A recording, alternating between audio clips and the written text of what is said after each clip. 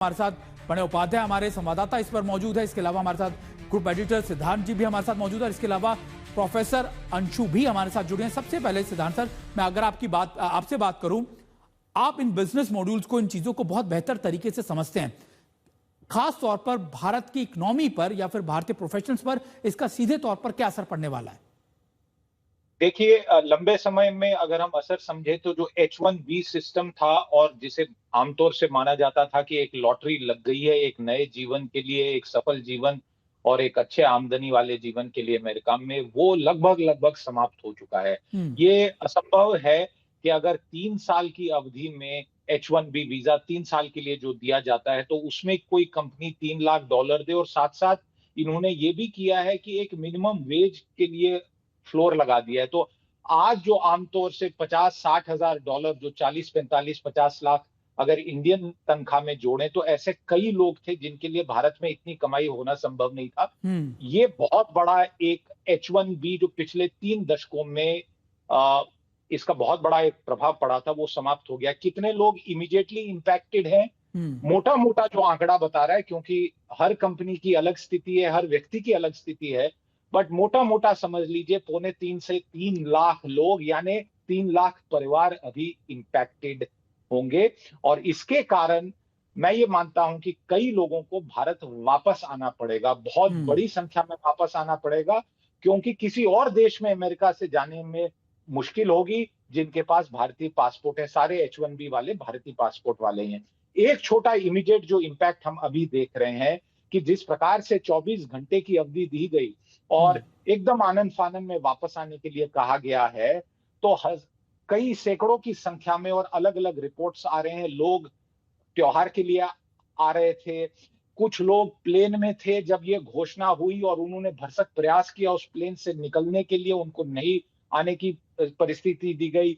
कोई यहाँ पे आया था 3-4 गुना महंगी टिकट लेके, जैसे कैसे रात को 12 बजे 21 तारीख रविवार अमेरिकन टाइम के अनुसार पहुंचने के लिए भरसक प्रयास कर रहा है। तो बहुत बड़ा एक, मैं मानता हूं कि जिस प्रकार से एक जानबूझ के हर्ट करने के लिए ये चीज की गई है, और इसको मैं कुल मिला के जो बाकी एंटी इंडिया स्टेप्स लिए जा रहे हैं अमेरिका द्वारा, उनसे जोड़ के देखता हूं। सिद्धार्थ जी, एक और बात, क्योंकि आपने इन प्रोफेशनल्स की बात की, आईटी प्रोफेशनल, लेकिन कई स्टार्टअप्स हैं, कई आईटी कंपनीज हैं जिनका पूरा बेस जो है वो अमेरिका में है।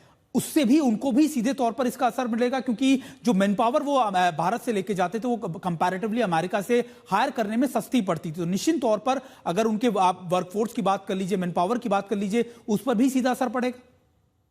देखिए, पहले सबसे बड़ी बात समझनी पड़ेगी, ये हम भारतीय और भारतीय आईटी कंपनीज को जबरदस्ती नहीं कर रहे थे अमेरिका में जाके इलीगल माइग्रेंट्स की तरह चोरी छुपे घुस रहे थे। अमेरिका की कंपनीज वहां के महंगे वर्कर्स को और वहां उतनी तकनीकी स्किल सेट जिनके पास नहीं है, उनको भारतीय अच्छा काम करने वाले, मेहनत का स्वभाव से एकदम शांत रहने वाले और उस हद तक महंगे जो कर्मचारी नहीं है, उनसे रिप्लेस कर रहे थे। और जो व्हाइट हाउस के द्वारा जो प्रोक्लेमेशन आई है उसमें इसका उल्लेख किया गया है, पर वो हमारी गलती नहीं है, वो उनकी समस्याएं हैं। वहां पे लोग 4 दिन 5 दिन काम करना चाहते हैं, भारतीय कर्मचारी 365 दिन काम करने को तैयार है। इसलिए असर भारतीय कंपनीज पे पड़ेगा, पर ये मान के चलिए कि जो अमेरिकन कंपनीज है उनके कॉस्ट बढ़ेंगे। और बहुत बड़ी एक इंपॉर्टेंट बात जल्दी से कहूंगा कि अगर आप उस स्टेटमेंट के वीडियो को ध्यान से सुने तो उसमें ट्रंप साहब कहते हैं कि हमने अपनी कंपनी से बातचीत कर लिया और उन्होंने मान लिया है। यानी जो अमेरिकन कंपनीज आउटसोर्स कर रही थी, उन्होंने घुटने टेक दिए और अब भारतीय कंपनीज और भारतीयों पे असर पड़ेगा। बिल्कुल सिद्धार्थ जी, आप बने रहिएगा हमारे साथ। हमारे दूसरे सहयोगी भी मौजूद है।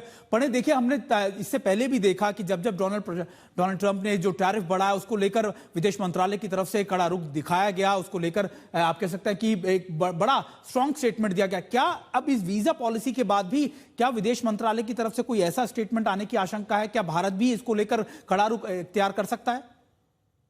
देखिए, आशंका नहीं, संभावना होनी चाहिए। और अब तक जब जब H-1B वीजा का मामला उठा है, भारत की तरफ से उस मामले को अमेरिका के साथ में उठाया गया है, बहुत सारे लोग इससे प्रभावित होते हैं।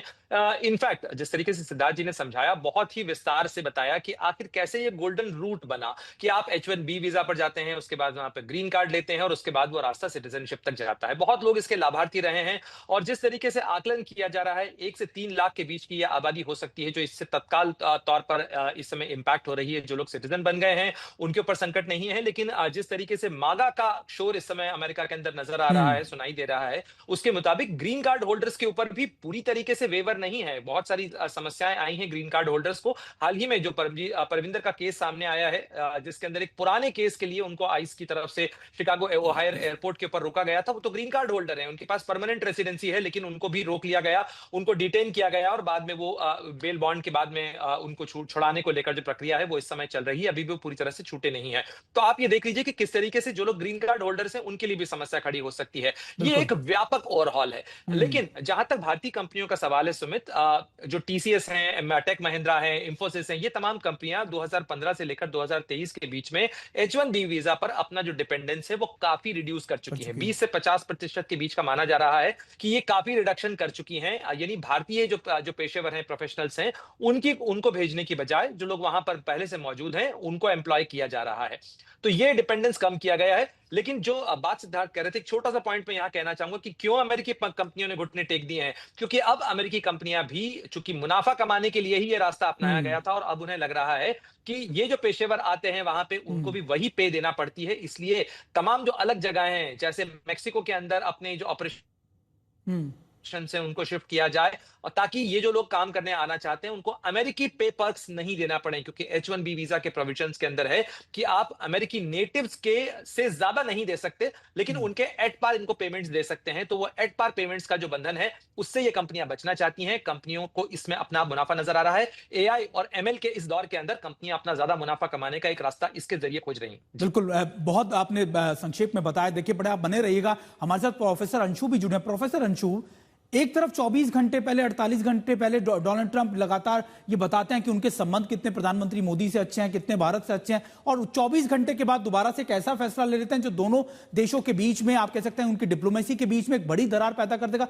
डोनाल्ड ट्रंप और उनके सलाहकार आखिर करना क्या चाहते हैं?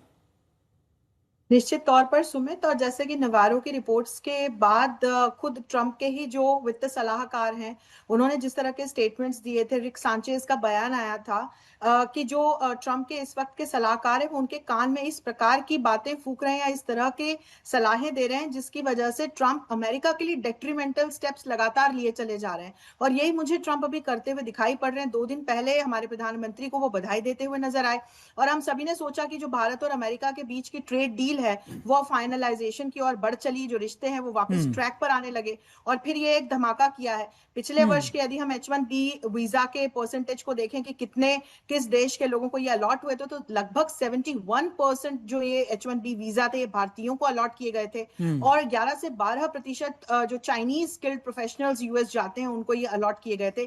तो जैसे कि सिद्धार्थ जी ने भी बहुत अच्छे से समझाया कि भारतीयों पर इसका निश्चित तौर पर असर पड़ने वाला है। लेकिन मैं एक और बिंदु इस पूरी चर्चा में जोड़ना चाहती हूँ सुमित, और वो ये है कि जो अमेरिकन कंपनीज पर इसका असर पड़ेगा, जो वहां के स्टार्टअप्स पर इसका असर पड़ेगा, वो भी दूरगामी परिणाम अमेरिका की अर्थव्यवस्था के लिए चुनौतियां उत्पन्न करेगा।